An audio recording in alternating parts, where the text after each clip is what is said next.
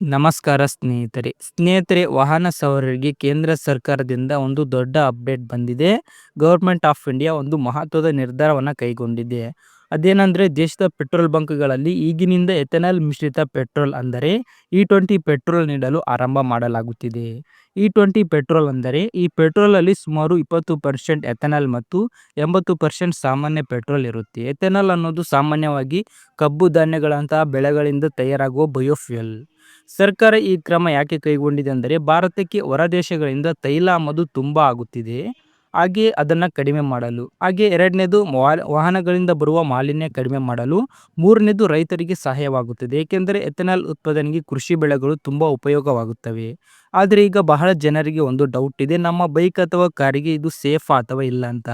ವಿಶೇಷವಾಗಿ ಹೊಸ ಮಾದರಿಯ ವಾಹನಗಳು ಅಂದರೆ 2023ರ ನಂತರ ಬಿಡುಗಡೆಯಾದ ಬಹುತೇಕ ವಾಹನ ಮತ್ತು ಕಾರುಗಳಿಗೆ E20 ಪೆಟ್ರೋಲ್ಗೆ ಹೊಂದಿಕೊಳ್ಳುವಂತೆ ತಯಾರಾಗಿವೆ.